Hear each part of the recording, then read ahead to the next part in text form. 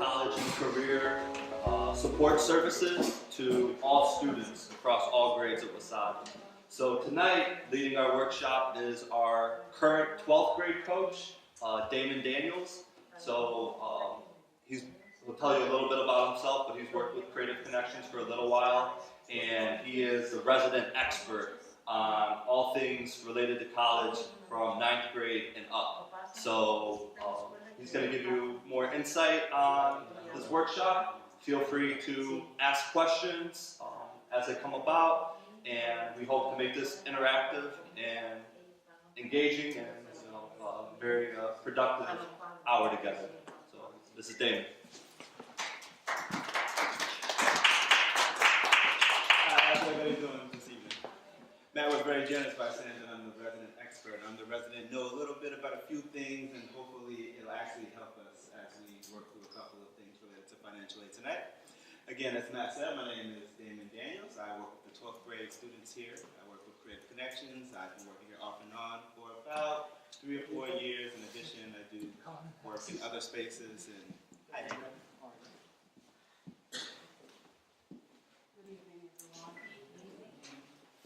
do work in other spaces. I've worked in public policy. I've worked in journalism. But most importantly, for the purposes of this workshop, I've gone to a lot of college. So I have a pretty good sense of what your students will be going through in terms of the financial aid process. And so what we hope to do tonight, is give just an overview of some of the things that you can expect in terms of financial aid, what it may look like, some of the steps that your children will be taking from grades 9 through 12, and then open it up for questions. What I actually hope will happen is that we'll have more of a conversation and less of a top-down, me talking at you type of environment. So feel free at any point in time if you have any questions, anything that comes to mind, just feel free to just state it. And I've learned in more cases than not, I actually learned more from parents as they had questions or concerns, and actually find out that you all probably know a lot more than you think you know about the financial aid process. Yes. I do have a question in regards to what you're talking about.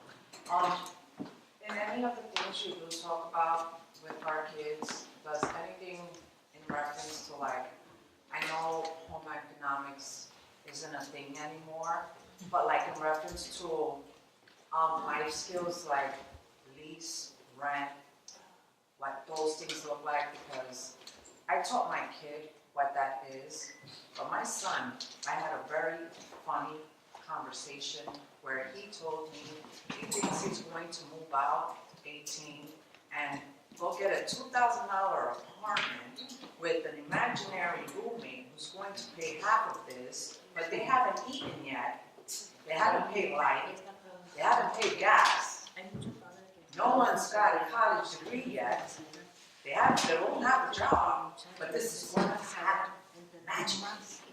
But I'm his cheerleader. But I'm just wondering, in what world he lives in, where he thinks this $2,000 rent apartment is cheap.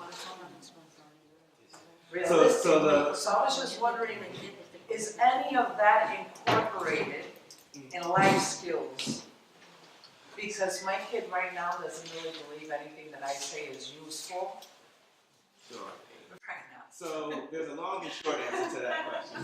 The long answer is in the context of going to college, in the context of, hey, you may end up at a residential college, you have to take into account more than just tuition. How you paying for room and board, how you paying for food, how you paying for travel and incidentals. We do talk about all of those pieces as it relates to financial aid and the entire college application process. So yes, we're talking with seniors now about not just getting into school, but how do you pay for it? How do you pay for things outside of just tuition, because there are other expenses that come into play. The short answer is not directly. So there are certain pieces that we do talk about explicitly, other pieces that aren't necessarily a part of our curriculum, but we sometimes end up talking about them tangentially as we're talking about the more direct pieces of college. So here's what I want to do really, really quickly. 2 things. I want to just get a quick show of hands. Can you just raise your hand if your student is a 9th grader or freshman? No, thank you. Okay. What about 10th grade? Okay. 11th? And any seniors? So one senior. So we have every grade represented here. So some of this information probably won't be new to some of us. Some of us it may be brand new for. So that's the first piece. The second piece that I wanted to do is quickly go through our questions and our agenda. So I want you to keep these in mind, and we're going to return to these actually at the end of our session. First question, what is your greatest concern for your child this year? And then secondly, what do you hope to specifically learn during this workshop? So I don't want us to answer that. I want you to hold that question, and then at the end of the workshop, hopefully we'll come back to it and see if we've answered the questions that you had. Okay? Here's our quick agenda. We've had our welcome. We're going to do a very quick icebreaker. I'm going to give a background of college information, and then a quick overview of financial aid, followed by Q&A. Again, I want it to be interactive, so if you have questions, feel free to ask them as we move forward. Any questions? All right. So here's what we're going to do. We're going to play a quick financial aid game that I've actually done with your students, the seniors at least. And so I hope it'll be engaging. We're going to explain it in a second. I'm going to start by going to this website here. So one of the things that I like to do is play interactive games with the students. And so this is a game that I found online. It's called Unscramble Financial Aid. And it's a game that I use to introduce students to financial aid terms, and I'm going to actually do the same for you now. So here's how it is going to work. I'm going to pass out these sheets. There are about 13 of them. Each of them have a number on top of them. The number corresponds to the order at which we will be using these sheets. Some of you may receive more than one. There are about 13 of these sheets. I'm going to actually give you all two. There are two pairs. Okay? Let's keep going. Now on these sheets, when you flip them,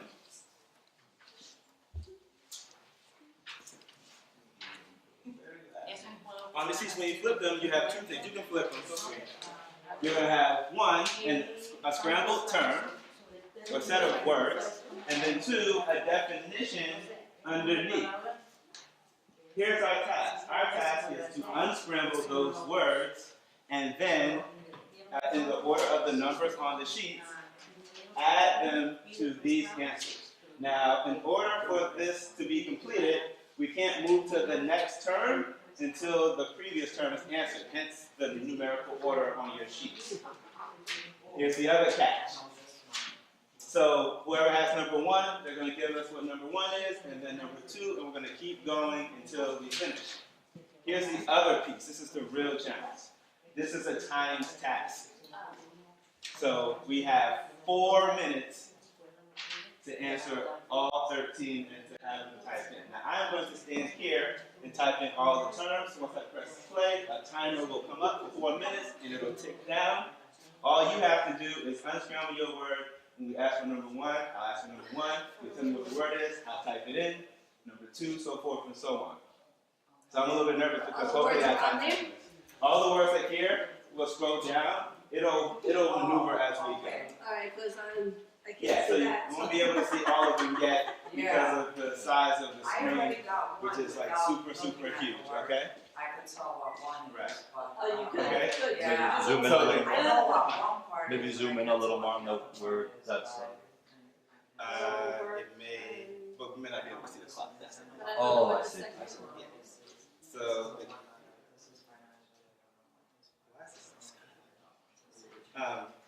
so does everyone understand what we're doing? So we're I going to don't know, say, you want to test number one? can't test number one until the clock starts. All right. So unfortunately, I can't start until the clock starts. But I actually have a feeling we're going to be able to get through this with plenty of time to spare. I must say that the fastest time with my senior class was about 2.5 minutes. All right? So does everybody understand what we're doing? Remember your numbers on the back? Now I'm nervous because I have to make sure I type quickly enough. So, is everybody ready? Yes. Okay. So when I press play, the clock is going to go up. Ready?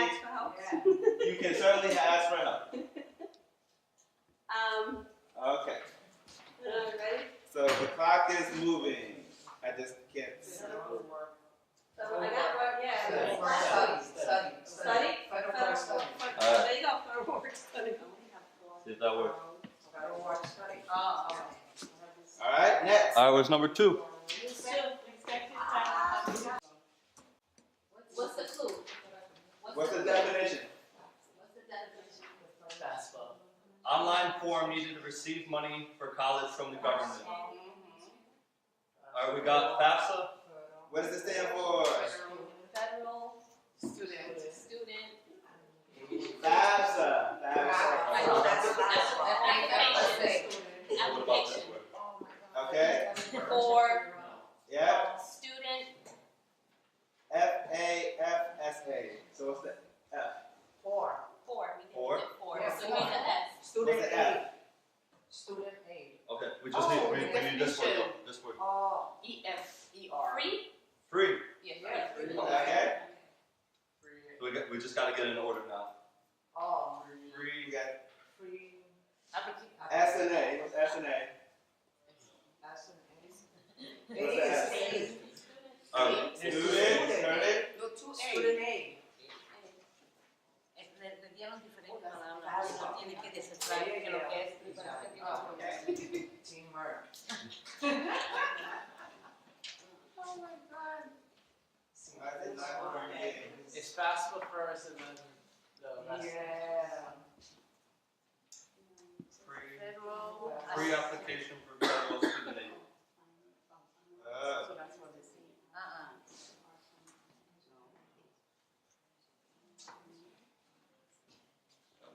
Yep. Next. All right, 4. Who's got 4? Next. 5. Where's 5? 5 is grants. Money that doesn't have to be paid. Yep. 6. 6 is loans. 7. 7 is room and board. 8. Scholarship. 9. Es el costo de The sticker vivir. price of the education. Oh, we got a minute left. Tuition. Aunque le den Tuition. le 10. dan para ir a por lectura. Less than a minute. Oh, 10 is award level. What's it? Award level. 11. 11. I know financial aid is the second part. I can't tell the first part from the A. What's the definition? I know it's needed and I can't. It's based, right? Yeah. Seriously, need based. Need-based financially. Next. 12. 12. We got 30 seconds. Net period. What's 12? Price. Net price. 13. Last one.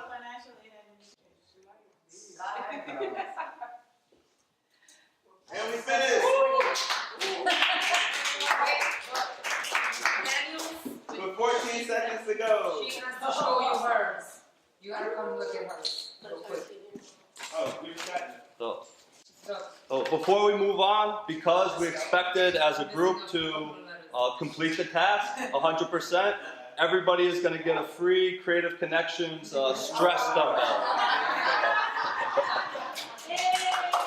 Congratulations. You know how stressed we are, right? Yes. De-stress as we learn. So I have to give extra kudos to my parent to my right, or left rather, who gets the term while it was missing a letter. 2 letters. This is why we asked me to help you make the materials. All right, that was great. Para de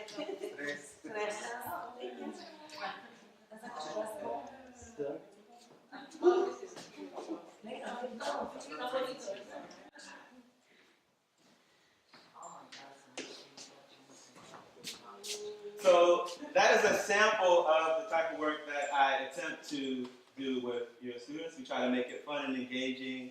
They like things that incorporate races and just different ways of thinking beyond simply me standing in front and lecturing to them. And so that's how I try to get important terms across. And generally speaking, even if they get words wrong or if they don't complete the task, we know that the best way to learn is actually by getting things wrong or by not completing, because it sticks in your memory more permanently and for longer. Okay? So let's talk a little bit about educational options after high school. Again, I know that some of this is already going to be familiar with us, but let's go ahead and get into it. So vocational or technical schools.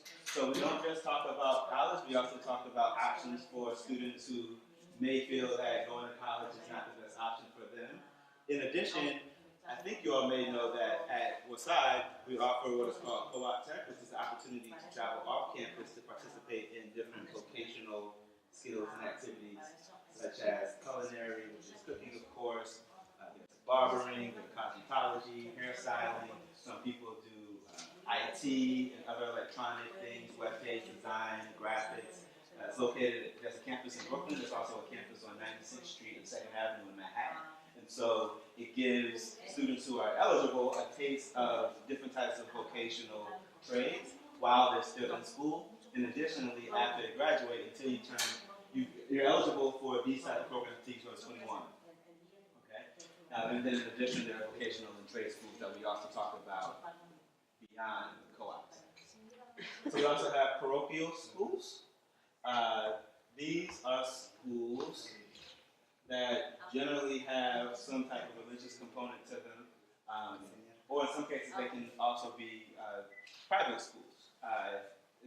For example, I have a twin brother. He went to a private school that was kind of parochial after high school because he wasn't sure what his college options fully were, and so he went to a school of this nature, although they're not as abundant as they used to be in the past. Community college, of course. So New York City has a number of community colleges, New York State as well, generally 2-year options. And then of course 4-year colleges and universities. You receive undergraduate degrees. In some cases you can live on campus in a residential facility, or residential college rather. In other cases you can live at home, or some people even live off campus. Additional college options. Remember, it's really important to keep this in mind. Decision making is a process, not an event. And so the simple fact that you're here now talking with us about options for your child is part of that fact. It's a process. It's not something that you wait to do until just your senior year.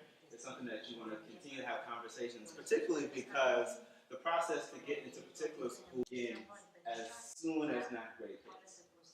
If you're aspiring to go to some of the more selective colleges, you have to start to kind of get your ducks in a row almost immediately. And so that's why we say decision making is a process, not an event. It's not a singular or solitary deal. Okay. So what about SUNY? What do we know or understand about SUNY? I can fill in some gaps if we're not too sure. They're more expensive than It's the more CUNYs? expensive. More expensive than the Yeah. Um, More expensive. So both CUNY and SUNYs are public schools. City University of New York, State University of New York. There are, in fact, a couple of SUNY schools located here in New York City, but the majority of the schools are in the outer areas of New York, starting with Long Island and kind of pushing both north and northeast and west. They are more expensive, but not because the tuition is necessarily more expensive. They're more expensive because you have to move it. You have cost of living expenses, you have travel expenses, all those different things that make the expenses greater. All right?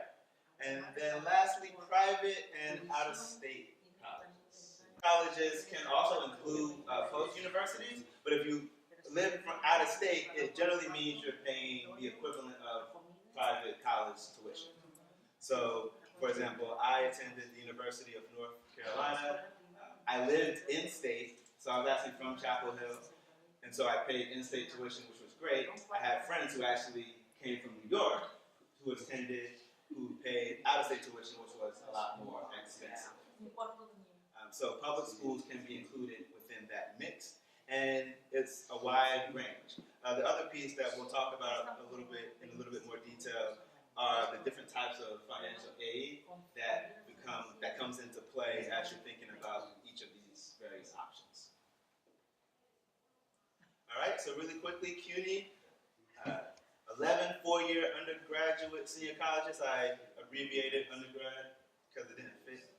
And then there are 6 2-year community colleges. And so here's a map of where each of the various schools are. And so you can see that all 5 boroughs are covered. As high as in the Bronx. I think this is like the Kingsbridge area, if I remember correctly. And as far as Staten Island, right? So there are schools in all of the boroughs, and the highest concentration of schools, of course, in Manhattan. All right? Any questions about anything particularly overseas? All right. So, SUNY, there are 34 4-year undergraduate senior colleges, and then 30 2-year community colleges. And so one of the things that people don't realize with SUNY is that they actually have like a really expansive network of both senior 4-year schools as well as 2-year schools. So you can see this landscape. So in terms of, say, your child comes to you and says, hey, like I want to go far away, and they think that it just means go out of state. Well, the distance between where we are way down here and these schools way up here is about 6 hours. New York is a huge state. I was going to say I think it's the 4th biggest state, but I don't quote me on that. Maps always send this. And so, total of 64 different colleges. We have our private and out-of-state schools.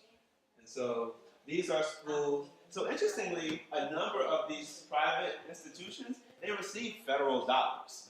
They would get federal grants, funding, et cetera, but they have, super huge endowments. They're a little bit more autonomous in terms of what they can demand for their institutions. And there are varying levels in terms of selectivity. So in some cases, you do have schools that are among the quote-unquote most selected. In other cases, you have schools that are perhaps less selected. It really depends. This is just a range. There are a lot more. And these schools, generally speaking, they're fairly expensive in terms of the sticker price, but there are ways to allay those costs.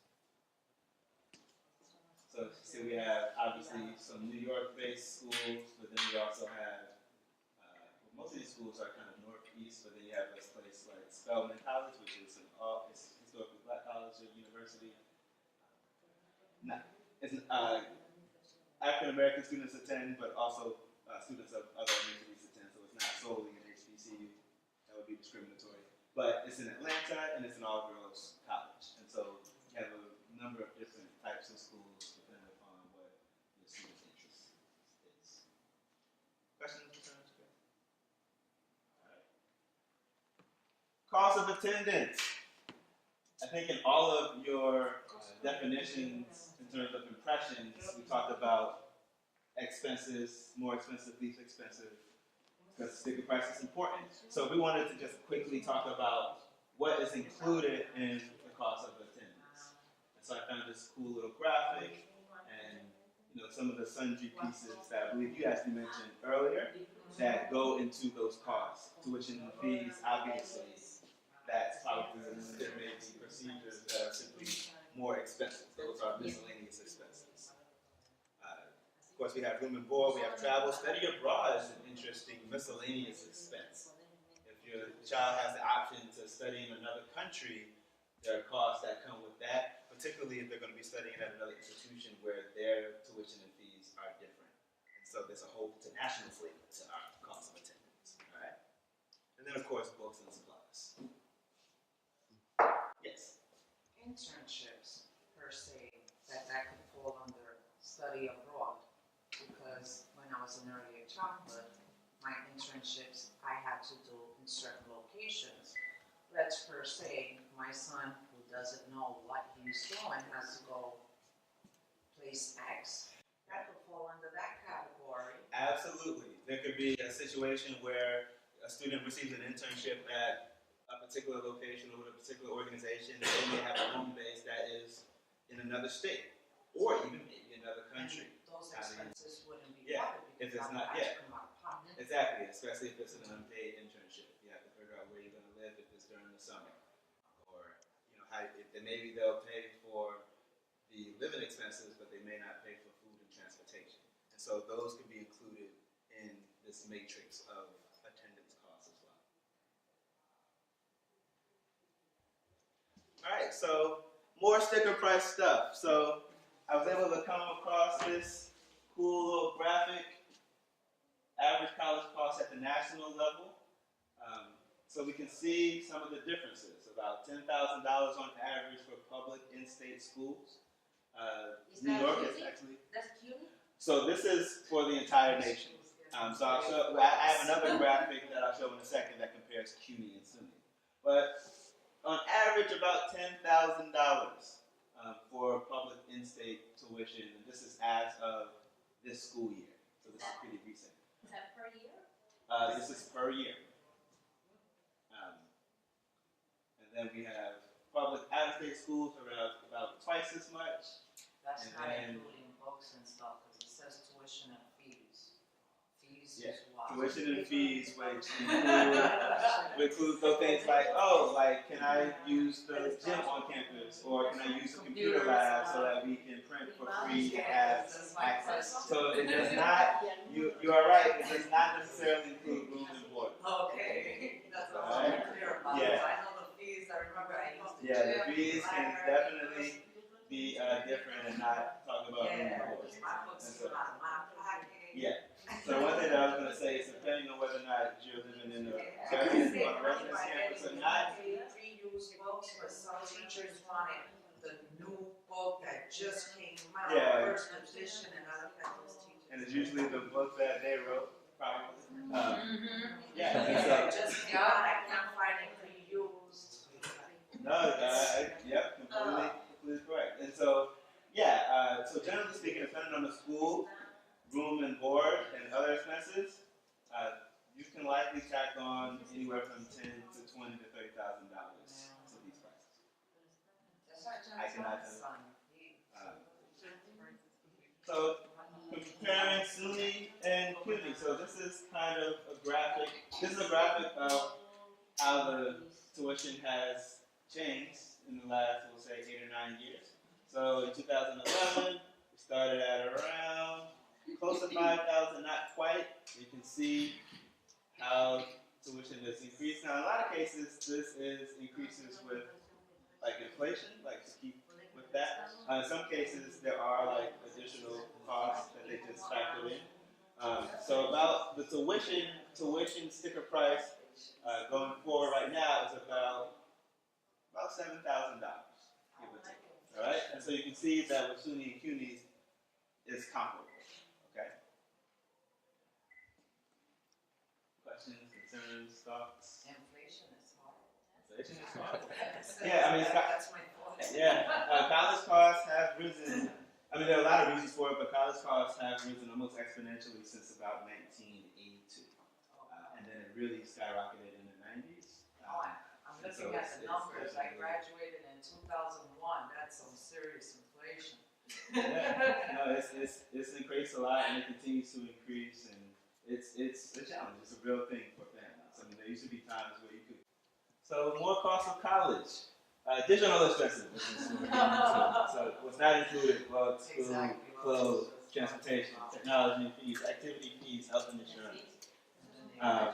So we have a pretty table about that adds those room and board costs and makes those comparisons.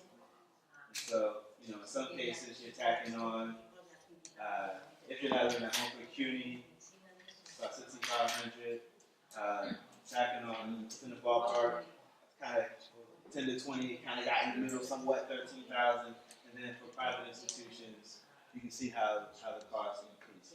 These are averages, of course. It could be more or less depending on your particular student and the school that you ultimately choose.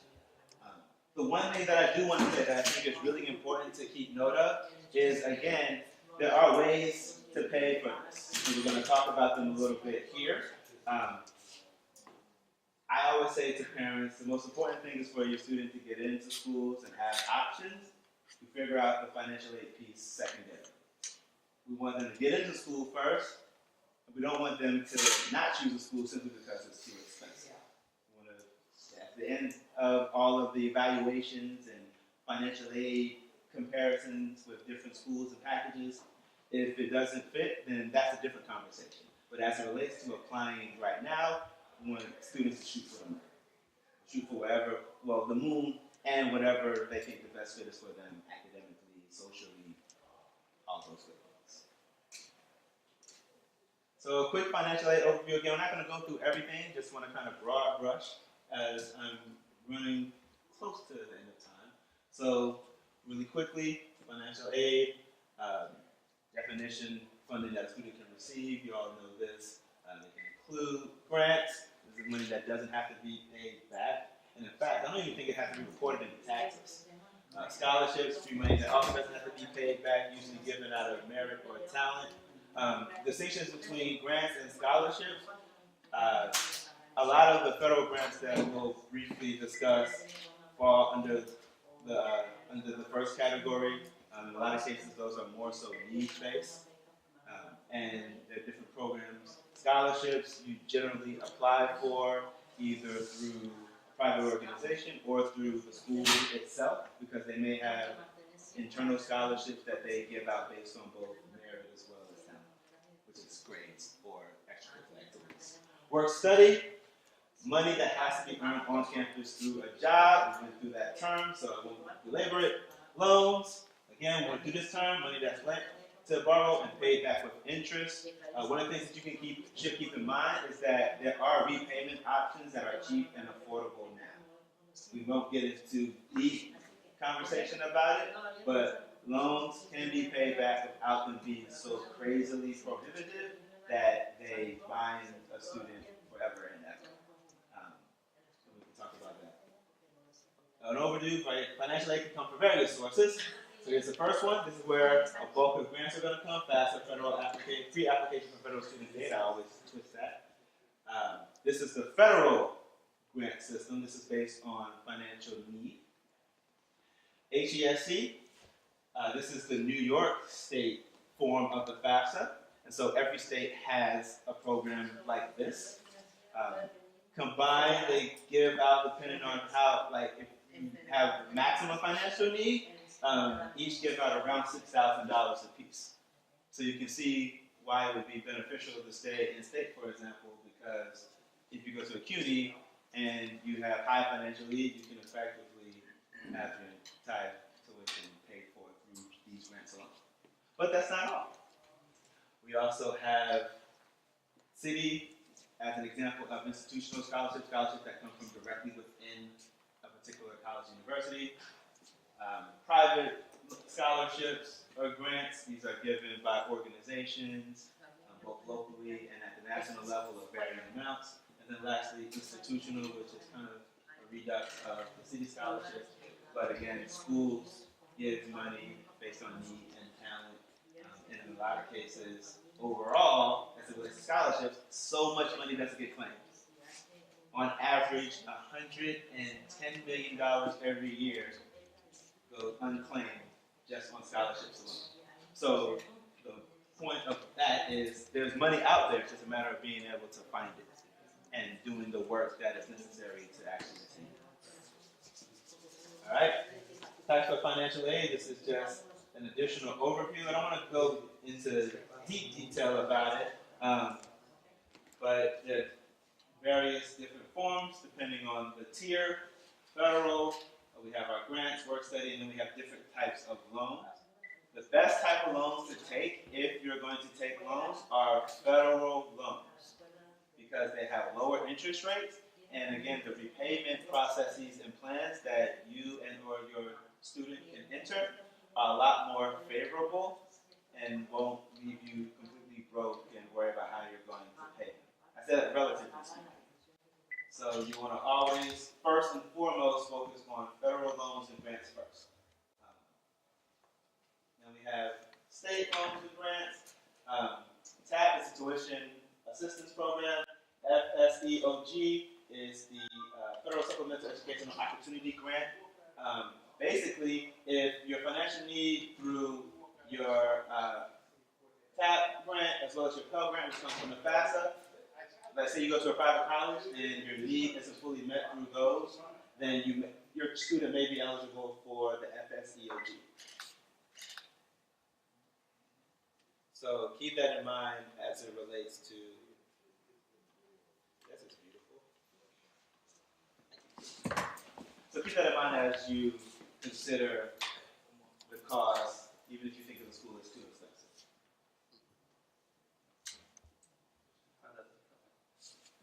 Take a sudden get. Okay. And so then, in addition, there are programs within institutions that also give additional aid for things like books and, in addition, academic support, Metro cards, for example, and that's in CUNY, that's the SEEK and ASAP program, as well as College Discovery. And so these are programs that you apply for after you get accepted. You indicate on the original application whether or not you want to be eligible, and these are based on both a little bit of academics, but more so on financial need. And then lastly, last two, institutional scholarships, work study, it varies, the departmental scholarships. And usually you won't know as much about these until your student receives a financial aid package. But there are some cases where you can actually ask an institution, hey, what are your institutional scholarships? They'll tell you what they are, and then if they have an application process, you can apply. And then lastly, the private scholarships. Most people think that these are just the big money amount scholarships, but there are a lot of small money amount scholarships that don't get claimed. And small money, if it stacks up, it can stack up into a lot of scholarship money. You always see those stories on TV about the students who end up with $500,000 and $1 million in scholarship money.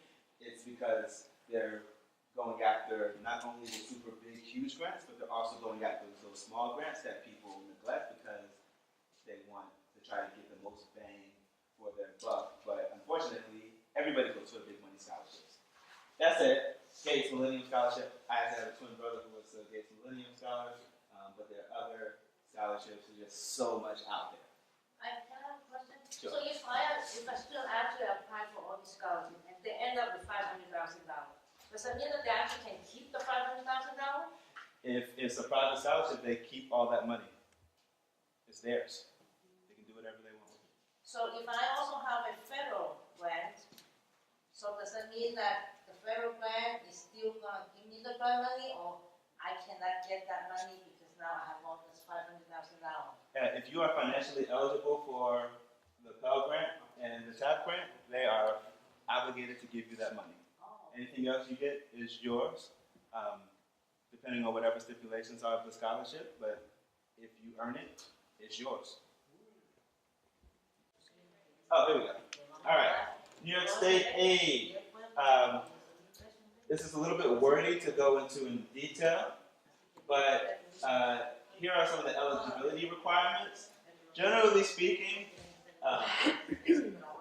if your child has been in New York for 2 or more years and graduates, and the hope is that your student will graduate with flying colors, they'll be eligible for in-state aid.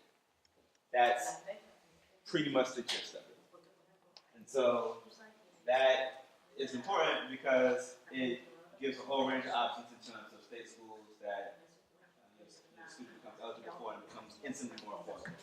Just a quick caveat, undocumented students unfortunately aren't eligible for state or federal aid, but they may be eligible for institutional aid. So that's just a caveat that I throw out there, not knowing people's situations.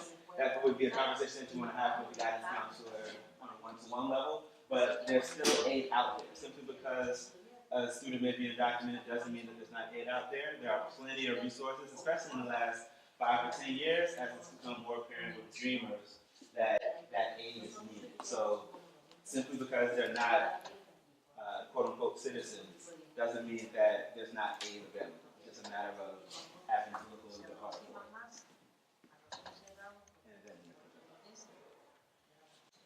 All right, so what do we need to do from 9th to 12th grade? This is just an overview. It's not exhaustive, and some of the pieces actually flow together. It's never too early to start. What you can start by doing is first and foremost understanding child's transcript. How the grades looking? What type of classes are your child taking? What types of classes are your children taking? Are they on track? Are they like moving on a college level track? What type of math? What type of sciences? What type of English? How's that looking? What's difficult for them so far? Like, how do we make sure that we're dealing with potential challenges early on so they don't become huge challenges by junior and senior year? Of course, better grades can improve chances at receiving academic scholarships. So at this stage, students should be thinking about their grades, or parents and students should be thinking about grades as currency. The better you do, the better chance you have at being able to apply for those scholarships and being competitive for them. You want to start actually searching for scholarships. Get a sense of the landscape, what's out there. Are there scholarships that you can perhaps even start applying for earlier than senior year? What are some of the criteria? How do you put yourself in position to be competitive for those scholarships by simply knowing what they are, where you can find them, what materials are necessary in order to apply? In some cases, it's not just about grades, it's about recommendation letters, there may be essays, things of that sort. FastWeb.com is one of the best websites for just beginning to look at the different types of sites, different types of scholarships that are out there. There are other sites, but this can at least get you started. You'll have to start an account, but it's pretty straightforward. It's actually been around 25 years or so. So it's been around for a while. There's also scholarship.com. There's a number of different sites that we can get to you. All right. Begin to determine what programs help pay for college. And so this is both in terms of scholarships as well as local organizations and different types of, we're going to say, enrichment activities that help students to pay for college. So for example, Scholars of Educational Opportunity is a program for students who are interested in going into the fields of business and finance, particularly for students of color. Like, they help to fund people to go through college. Those type of programs that in particular can fund schools for people of color or for folks who are low income. You want to know what type of programs are available. And then, of course, begin to save for tuition. Even if it's hard, a little bit always helps. I know that they have some of the New York State savings programs that parents can start. If you're able to save, do what you can. Every little bit is helpful. If you can't save, then of course, life is life. But if you can, that would be great. Then the 10th grade, yes. How do you find the programs? How do you know? Are they located on the FastWeb also? The programs are not located on FastWeb, but I think what we may be able to do, Matt, is come up with a short list of those types of programs. A lot of it is just Google searching.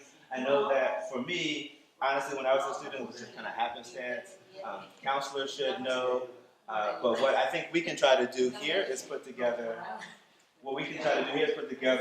a list of some of those programs just to see what's available. They're available both in terms of DOE programs as well as in terms of like enrichment programs as well as like throughout the city.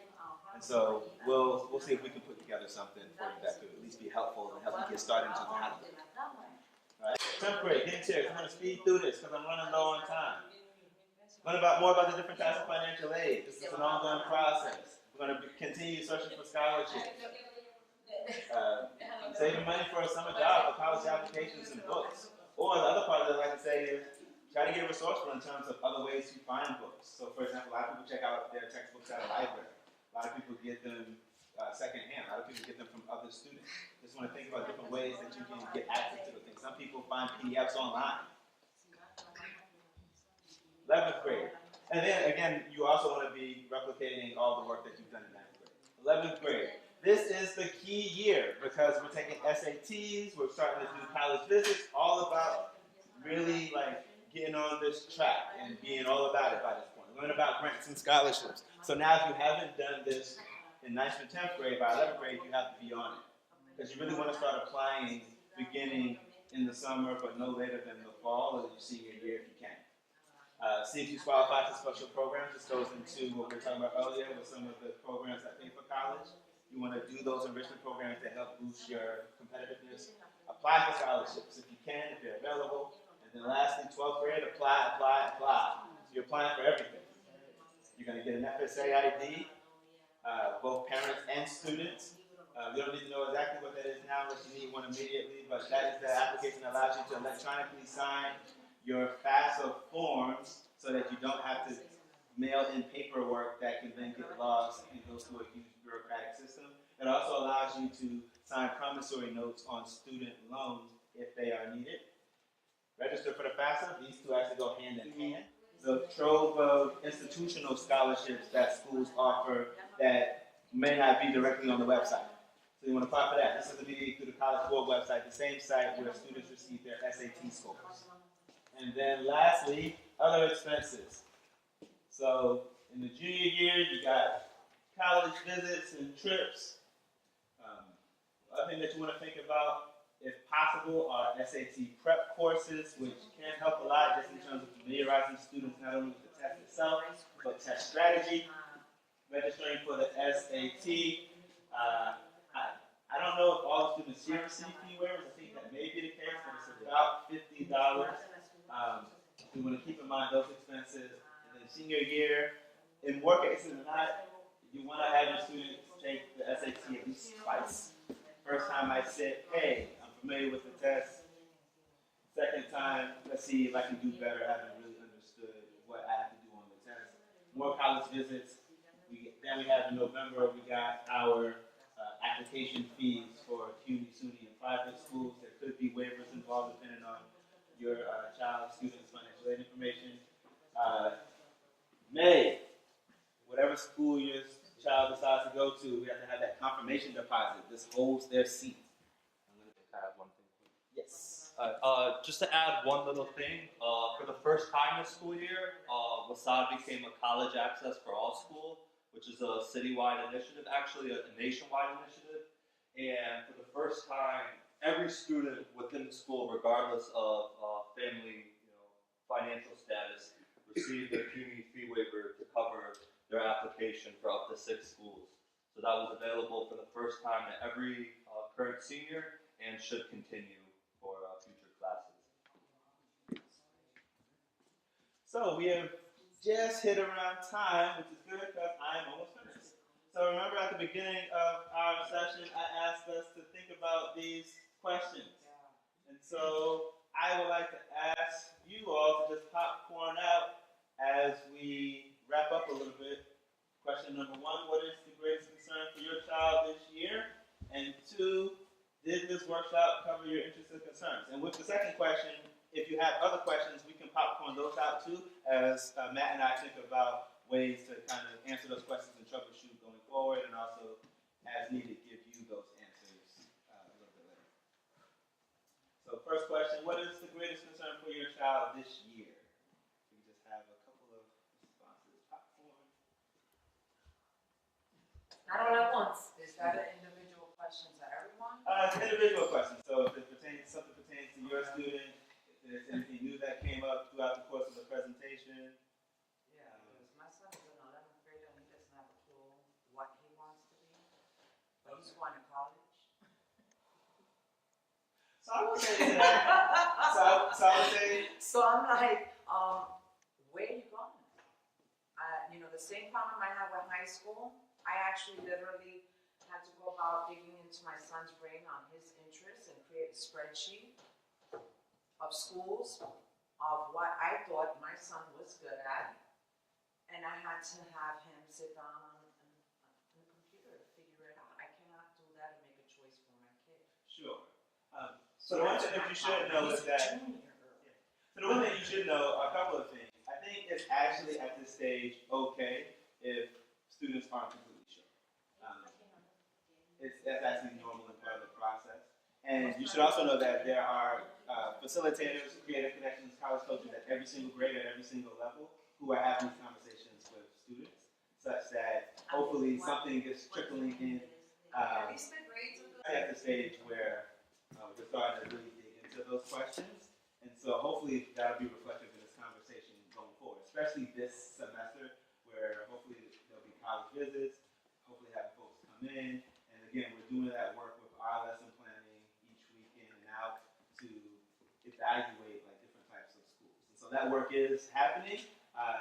I wish I could say that it could happen faster than it is, but at this age, if the grades are solid and he's getting ready to take the SAT, he's in a pretty solid place relative to everyone else. He's in Skills USA. He does have a part-time job. Yeah. What's going on, it's just a bit flaky. Are you guys organizing the college visit this year for juniors? Yes, we So that's will. coming up. Yeah, we will be involved with I that. have it marked down and I keep on telling him, but it's like he's. So there are a lot of things coming down the pipe. Yeah, What about, I promise you, within our curriculum planning and also within the administration of the school, having those conversations and doing activities related to careers is something that is top of mind. Any other questions, concerns, things that you want us to talk more about or emphasize more with students as we move forward?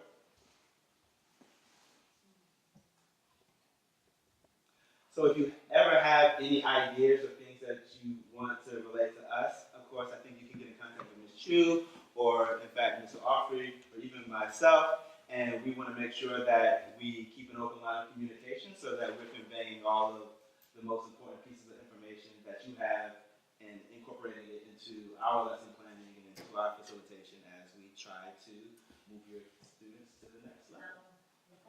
And so with that said, I'm a little bit over time, but again, I want to thank you for your time. If you have any questions, feel free to reach out. I hope this was helpful. I know we didn't cover everything, but I hope it gives enough of an overview to then allow you to dig into your questions a little bit more deeply and onward. So thank you again for your time, and